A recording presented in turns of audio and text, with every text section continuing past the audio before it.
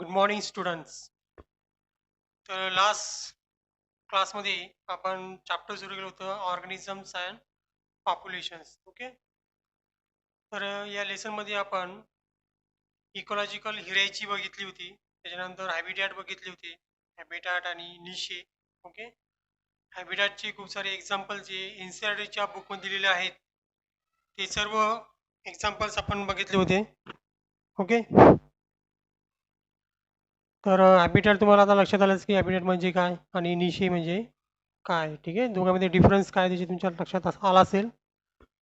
तर त्याच्यामध्ये आणखीन एक एक्झाम्पल जे आहे ती म्हणजे इंटस्टाईन.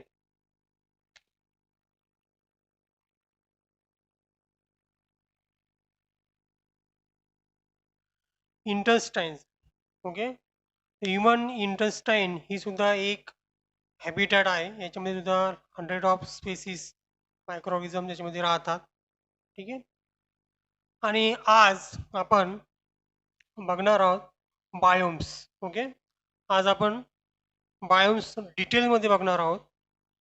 ठीक आहे. तर बायोम म्हणजे काय तुम्हाला माहितीच आहे. Definition of biome. Biomes means a large area with major vegetation. With that vegetation is associated with fauna. Okay. तर त्या मेजर व्हेजिटेशन सोबत fauna सुद्धा तिथे असतो. And specific climatic zone. Okay. अशा प्रकारे आपण बायोमची डेफिनेशन बघितली होती. बायोम्स म्हणजे एवढे मोठे लार्ज लँडस्केप की जे त्या लँडस्केपमध्ये मेजर व्हेजिटेशन्स आहेत. मेजर व्हेजिटेशन सोबत फाउना सुद्धा आहे. फाउना म्हणजे ॲनिमल्स. ठीक आहे. आणि त्या एरियाची जी क्लायमेट आहे ते सेम आहे किंवा सारखे आहे किंवा स्पेसिफिक क्लायमेट तिथं आहे, जे क्लायमेट दुसऱ्या बायोम्समध्ये तुम्हाला मिळणार नाही. ठीक आहे. म्हणजे तिथे पर्टिक्युलर एक क्लायमेटिक झोन्स आहेत. ठीक आहे. आणि हे बायोम्स कशाने तयार झाले हे सुद्धा आपल्याला माहिती आहे. त्याच्यामागे आपण दोन रिझन्स बघितले होते. एक म्हणजे annual variations in the temperature आणि annual variation in the precipitations. Precipitation म्हणजे काय, रेनफॉल आणि स्नोफॉल. ओके. ज्याच्यामुळे हे बायोम्स तयार झालेले आहेत. ओके. पण याच दोन रिझन्समुळे ॲन्युअल व्हॅरिएशन इन टेम्परेचर आणि ॲन्युअल व्हॅरिएशन इन द प्रेसिपिटेशन्स या दोन्हीमुळे सुद्धा क्लायमॅटिक झोन्स तयार झालेले आहेत. ओके. म्हणजे बायोम्स बघण्याच्या अगोदर हे बायोम्स कोणकोणत्या क्लायमॅटिक झोन्समध्ये आहेत ते क्लायमॅटिक झोन्स आपल्याला माहीत असणं गरजेचं आहे. ओके.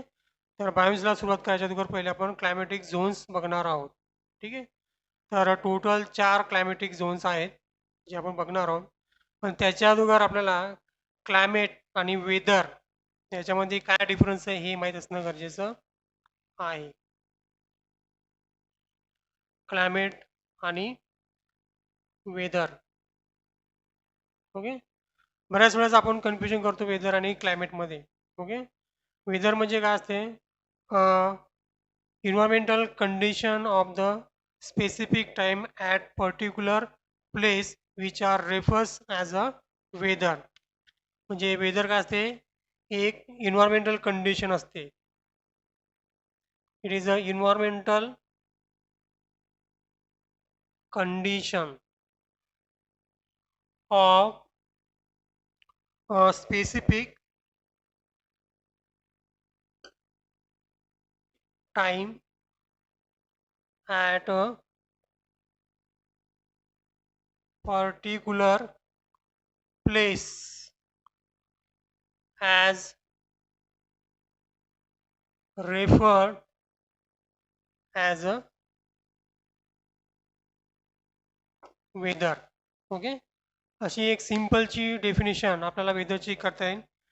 आपण जर वेदर सांगत असेल तर तो वेदर जो असतो तो एका ठराविक पर्टिक्युलर स्मॉल प्लेसबद्दल सांगत असतो आणि या वेदरचा जो टाईम असतो तो स्पेसिफिक टाईम असतो. ओके. पूर्ण दिवसासाठी किंवा पूर्ण एका वेळेसाठी आपण सांगू शकत नाही. सकाळी जर वेदर कोल्ड असेल तर दुपारी मात्र वेदर चेंज होऊन जाते. ठीक आहे. त्याचबरोबर प्लेस टू प्लेस सुद्धा वेदर वेगवेगळं असते. म्हणजे जर आज चिखलीमध्ये जर रेन असेल तर याचा अर्थ असा नाही की बुलढाण्यामध्ये सुद्धा रेन सुरू असेल. वेदर हे पर्टिक्युलर एक स्मॉल प्लेससाठी किंवा स्पेसिफिक टाईमसाठीच आपण एक्सप्रेस करत असतो. हे झालं वेदर. वेदर म्हणजे काय?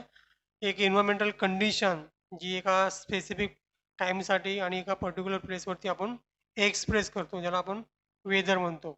ओके. मग क्लायमेटचा अर्थ काय होतो? The climate means what?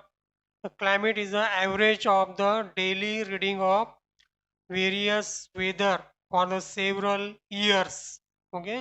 Several इयर्ससाठी जर आपण डेली जे रेकॉर्डिंग केलेलं असेल वेदर त्याचं जर ॲव्हरेज जर आपण काढलं तर त्याच्यावरून आपल्याला जे समजते ती असते क्लायमेट. ओके. म्हणजे क्लायमेट काय असेल म्हणजे जर आपण दररोज डेली रेकॉर्डिंग केली की आजचं वेदर काय होतं तर मॅक्झिमम प्रमाणामध्ये जे काही वेदर असेल किंवा क्लायमेट असेल सॉरी वेदर असेल म्हणजे हॉट असेल किंवा कोल्ड असेल, हॉट आणि कोल्डपैकी जो जास्त वेळेस असेल तो त्याचं क्लायमेट ठरेल. ठीक आहे. म्हणजे बघा एक्झाम्पल याच्यामध्ये की राजस्थानचं क्लायमेट जर आपण विचारलं तर आपण ते सांगू की हॉट आणि जम्मू अँड काश्मीरचं क्लायमेटबद्दल जर आपण बोललो तर इट इज अ कोल्ड. पण याचा अर्थ असा नाही की तिथे रेन होत नाही किंवा समर येत नाही विंटर येत नाही असं नाही. त्याच्यामध्ये थंडी पडते उन्ही पडते पाऊसही पडतो. हे त्याचं क्लायमेट वेदर झालं. पण ओव्हरऑल जर आपण बघितलं तर इथलचं जे क्लायमेट आहे जम्मू अँड काश्मीर ते कोल्ड आहे आणि राजस्थानमध्ये हॉट क्लायमेट आहे. क्लायमेट काय असते मग? It is average of the daily recording of weather for the several years. Several इयर्ससाठी जे काही आपण डेली रेकॉर्डिंग केलेली आहे वेदरची त्याचं जर ॲव्हरेज काढलं तर आपल्याला वेदर म्हणतात. ठीक आहे. आणखी सांगायचं झालं तर वेदर जे असतात it is a prevailing conditions of the air. Weather एक असते it's depend upon the prevailing condition of the air. म्हणजे ज्या प्रकारे एअर असेल त्याच्यावर आपण वेदर सांगतो. सकाळी सकाळी जर आपण उठलो तर आपल्याला हवा थंडीगार लागते त्याच्यावर आपण म्हणतो की it is cool. Today's climate weather is the cool. Okay. तेच दुपारच्या टायमाला जर आपण हवा बघितली किती गरम असते आपण म्हणतो की आज किती गरम आहे इट इज टू हॉट. म्हणजे जे काही कंडिशन आहे वेदरची ती कशावरती डिपेंड आहे? इयरवरती डिपेंड आहे. ओके.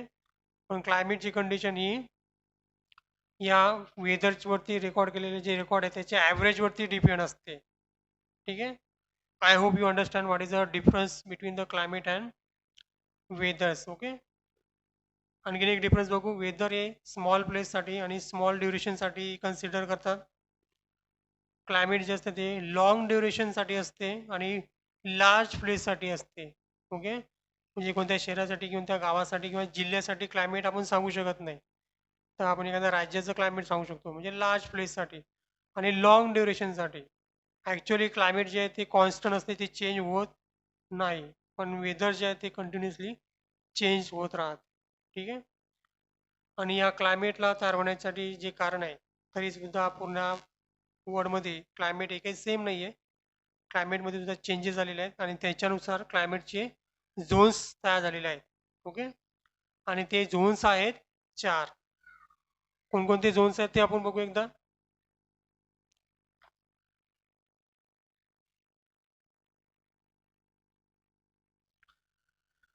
तर 4 क्लायमेटिक झोन्स आहेत. कशामुळे तयार झाले? Due to the climatic variations. Okay. आणि क्लायमेटिक व्हेरिएशन कशामुळे तयार झालेले आहे? Due to the annual variation in temperature and annual variation in precipitations. Okay. 4 zones आहेत. पहिला जो आहे तो आहे ट्रॉपिकल. दुसरा जो आहे तो आहे सब ट्रॉपिकल.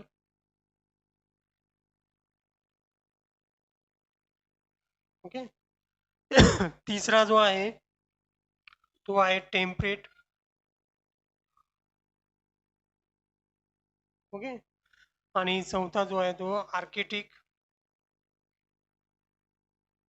नॉर्थकडे जर असेल तर आर्केटिक साऊथकडे जर असेल तर अँटार्क्टिक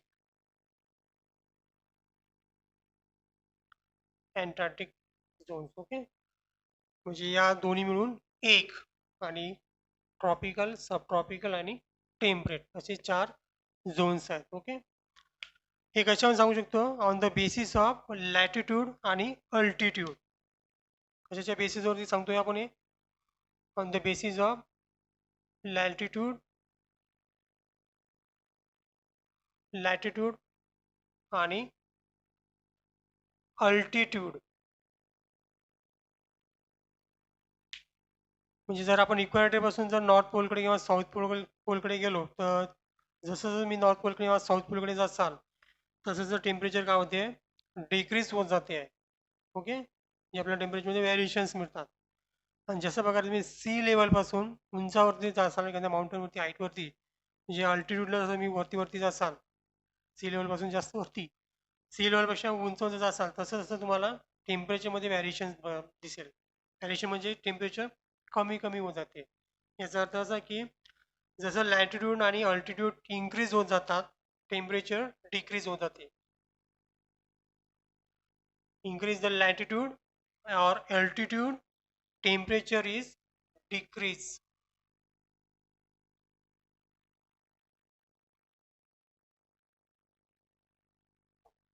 ओके, आणि याच बेसिसवरती क्लायमेटचे 4 झोन्स तयार झालेले आहेत आणि या 4 झोन्समध्ये आपले 6 बायोम्स काय झालेले आहेत, डिस्ट्रीब्यूट झालेले आहेत. ओके, तर हेच बघू आपण की कशा प्रकारे ते झोन्स तयार झाले असेल, क्लायमेटिकल झोन्स. फर्स्टली बघू आपण लॅटिट्यूडनली बेसवरती. ओके,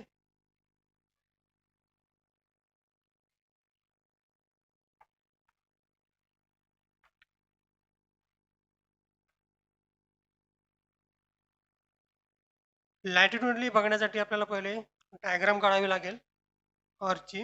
तर मी एक सिम्पल सी अर्थची डायग्राम काढतोय. हा जो सर्कल आहे ही अर्थ कन्सिडर करा. सेंटरला जी लाईन असते त्याला आपण इक्वेटर म्हणतो. ओके, ज्याची डिग्री आपण 0 कन्सिडर करतो. ठीक आहे, वरती जो पोल असतो तो असतो नॉर्थ पोल. खाली जो आहे त्याला आपण साऊथ पोल. याला जोडणारी जी लाईन असते त्याला आपण मेरिडियन्स म्हणत असतो. ठीक आहे, अशा प्रकारे मेरिडियन्स एकमेकाला जोडलेले असतात. हे तुम्ही जिओग्राफीमध्ये शिकलेलं असाल. ठीक आहे, त्याच्यानंतर असे याचे रिजन्स पडलेले आहेत किंवा झोन्स पडलेले आहेत.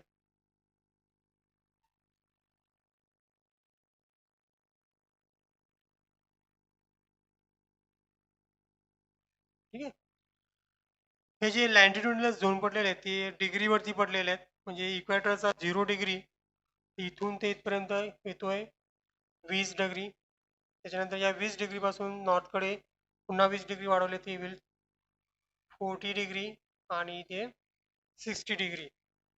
ओके, खाली सुद्धा सेम आहे. इथे असेल 20 डिग्री, इथे असेल 40 डिग्री आणि शेवटचा जो असेल तो असेल 60 डिग्री.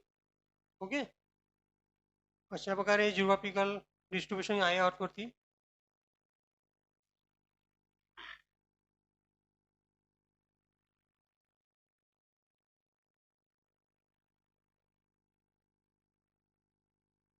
तर याच्यामध्ये आपल्याला आता क्लायमॅटिक झोन बघायचे. तर 0 डिग्रीपासून तर 20 डिग्री नॉर्थ आणि 20 डिग्री साऊथकडे जो एरिया आहे, हा जो झोन आहे याला म्हणतात ट्रॉपिकल झोन्स. ओके, त्याला म्हणणार आपण ट्रॉपिकल झोन. ओके, हा सुद्धा जो आहे नॉर्थ साऊथकडे तो सुद्धा काय आहे, ट्रॉपिकल झोन आहे. त्याच्यानंतर 20 to 40चा झोन जो आहे त्याला म्हणता येतील सब ट्रॉपिकल झोन. सब ट्रॉपिकल झोन इकडे सुद्धा सब ट्रॉपिकल झोन. ओके. त्याच्यावरती 40 to 60 it is called as a temperate zone. Temperate zone म्हणजे अर्थवरती 40 डिग्रीपासून 60 डिग्रीचा जो एरिया आहे त्या एरियाला आपण टेम्परेट क्लायमॅटिक झोन म्हणतो. ठीक आहे. आणि त्याच्यानंतर 60च्या अभाव जो नॉर्थ पोल जो एरिया आहे तो त्याला आपण नॉर्थ पोलकडे जो आहे त्याला आपण तो आर्केटिक आर्केटिक झोन जो पूर्णपणे बर्फांनी लादलेला आहे. ठीक आहे. इकडे सुद्धा 40 to 60 जो आहे तो आहे टेम्परेट झोन. टेम्परेट झोन आणि साऊथचा जो एरिया आहे साऊथकडे that is a Antarctica zone. Antarctic zone किंवा अँटार्क्टिका. ओके. अशा प्रकारे हे 4 झोन्स आहेत जे एक अकॉर्डिंग टू लॅटिट्यूडवरती डिस्ट्रीब्यूट केलेलं आहे. ठीक आहे. हायेस्ट टेम्परेचर कुठे आहे इक्वेटर रिजन्सवरती आहे. इथून जसं तुम्ही नॉर्थ किंवा साऊथकडे जासाल टेम्परेचर हे कमी कमी होत जाते. याच्यामागे रिझन्स काय आहे? कारण की जेव्हा सनलाईट येतो सनचा जेव्हा सनलाईट येतो तो हा जर भाग तुम्ही बघितला अर्थचा हा कसा आहे कर्व एरिया आहे. ओके. म्हणजे सर्वात दूरचा भाग जर पकडला सनपासून तर तो नॉर्थ पोल येतो किंवा साऊथ पोल येतो आणि सर्वात जवळचा भाग जर पकडला तो इक्वेटर येतो. डिस्टन्स जर बघितलं तर सनपासून कारण की सरफेस एरिया जो असतो तो गोल आहे कर्व असल्यामुळे. ठीक आहे. त्यामुळे इक्वेटरवर येणारे जे काही सनलाईट आहेत ते डायरेक्ट येतात स्ट्रेट येतात. पण बाकीच्या एरियावरती जाणारे सनलाईट जे असतात ते टिल्ड असतात किंवा तिरपी असतात. त्यामुळे तिथे कमी लाईट पोहोचतो किंवा टेम्परेचर तिथे कमी असते. ठीक आहे. मला वाटतं तुम्हाला समजलं असेल चांगल्या प्रकारे. तर हे झालं लॅटिट्यूडनली. ठीक आहे. याच्यानंतर आपल्याला बघायचं आहे की अल्टिट्यूडली कसं झोन्स तयार झालेले आहेत. आता अल्टिट्यूडली आपल्याला झोन बघायचे आहेत क्लायमॅटिक झोन्स आणि त्यासाठी सुद्धा आपल्याला एक फिगर ड्रॉ करायची आहे. हा एक माउंटन कन्सिडर करा आणि ही जी लेवल आहे याला कन्सिडर करणार आपण सी लेवल. कारण की आपण सी लेवलवरतीच कन्सिडर करतो हाईट. ओके. म्हणजे अल्टिट्यूड. तर ही अल्टिट्यूड आहे. ठीक आहे. तर सी लेवलच्या वरती गेल्यानंतर सर्वात पहिली जी लेवल येते ती असते ट्रॉपिकल. त्याच्यानंतर येणारी लेवल जी असते ती असते सब ट्रॉपिकल.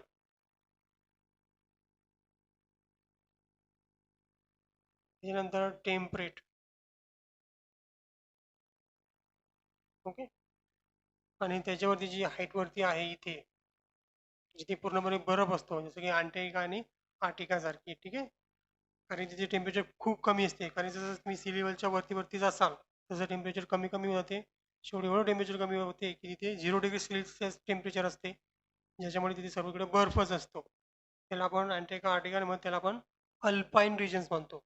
आपण त्याला अल्पाईन रिजन्स. ओके. तरी झाले अल्पाईन रिजन्स. ओके. अल्टिट्यूडली अशा प्रकारे डिस्ट्रीब्यूट झालेले आहेत आणि लॅटिट्यूडली तुम्हाला माहितीच आहे कशी झालेली आहेत. ट्रॉपिकल सब ट्रॉपिकल टेम्परेट आणि अँटार्क्टिक आणि आर्केटिक झोन. ओके. आता आपण टेब्युलर फॉर्ममध्ये इन्फॉर्मेशन बघणार आहोत about the climatic zones. Okay. तर पहिला कॉलम जो असेल तो असेल सिरियल नंबरचा.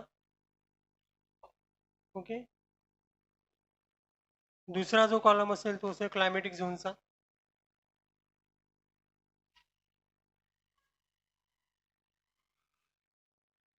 तिसरा जो असेल तो असेल त्याच्या लॅटिट्यूडचा.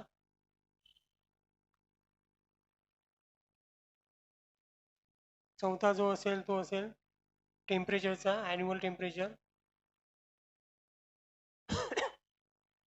मीन ॲन्युअल टेम्परेचर. आणि आपण इथे पर्टिक्युलरली विंटरबद्दल बघणार आहोत. ठीक आहे. विंटर सीझन्सबद्दल. ठीक आहे.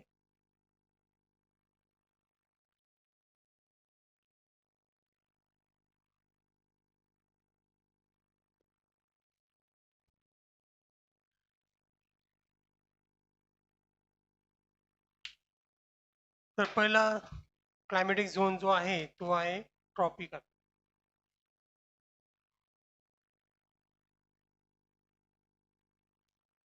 ओके. ट्रॉपिकल झोनचा जो लॅटिट्यूड आहे तो आहे 0 टू द 20 डिग्री. ओके. आणि इथे ॲन्युअल टेम्परेचर जे असते ते असते 24 डिग्री सेल्सिअस. टेम्परेचर आपण डिग्री सेल्सिअसमध्ये बघणार आहोत. ओके. आणि हा जवळपास इक्वेटरचा एरिया असल्यामुळे इथे विंटर नसतात. ठीक आहे. Winter is nil. ओके. त्याच्यानंतर सेकंड क्लायमॅटिक झोन जो आहे तो आहे सब ट्रॉपिकल.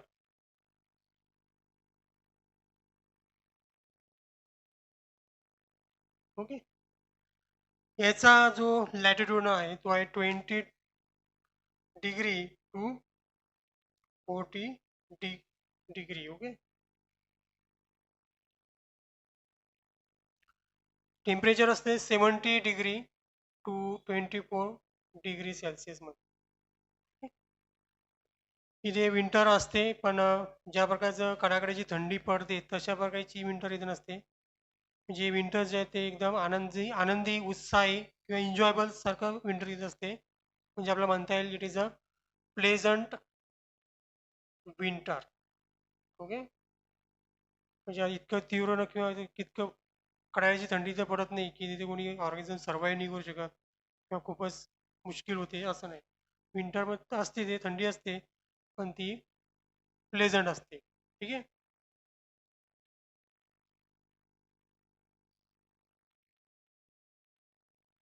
त्यानंतर तिसरा जो क्लायमॅटिक झोन आहे तो आहे टेम्परेट. टेम्परेटची जी डिग्री आहे ती आहे 40 टू 60 डिग्री. ओके. आणि टेम्परेचर असते 7 degree to 17 degree Celsius. Okay. म्हणजे मिनिमम टेम्परेचर 7 डिग्रीपर्यंत जाते आणि मॅक्झिमम 70 डिग्रीपर्यंत. ठीक आहे. आणि इथे विंटर असतात आणि या विंटरमध्ये स्नोफॉल सुद्धा होतो. ठीक आहे. Winter present with snowfall. Okay.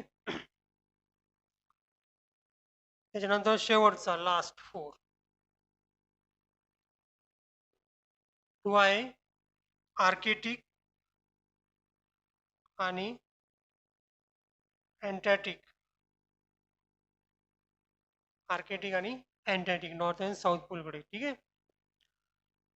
याची डिग्री आहे मोर दॅन 60 डिग्री. 60 डिग्रीच्या वरती जो पार्ट आहे त्याला आपण आर्केटिक किंवा अँटार्क्टिक म्हणतोय. ठीक आहे. इथे टेम्परेचर जे आहे ते असते लेस दॅन 7 डिग्री सेल्सिअस. 7 डिग्रीपेक्षा जास्त, सॉरी कमी. मॅक्झिमम टेम्परेचर 5 to 7 डिग्रीपर्यंत असतं. त्याच्यानंतर त्याच्यामध्ये -0 डिग्रीपर्यंत टेम्परेचर राहते. 0 डिग्रीपेक्षाही कमी टेम्परेचर तिथे असते. So here prolong and dominant, prolong आणि डॉमिनंट स्नोफॉल. म्हणजे इथे फक्त स्नोफॉलच असते आणि कडाक्याची थंडी पडते जी सहन करणे सुद्धा अशक्य किंवा तिथे सर्व्हाइव्ह करणे कठीण आहे. ओके. तर हे आहे क्लायमॅटिक झोन ज्याचं आपलं आपण टेब्युलर फॉर्ममध्ये इन्फॉर्मेशन बघितली. ठीक आहे. नेक्स्ट जो पॉईंट आहे त्याच्यामध्ये आपण आता मेजर बायोम्स बघणार आहोत.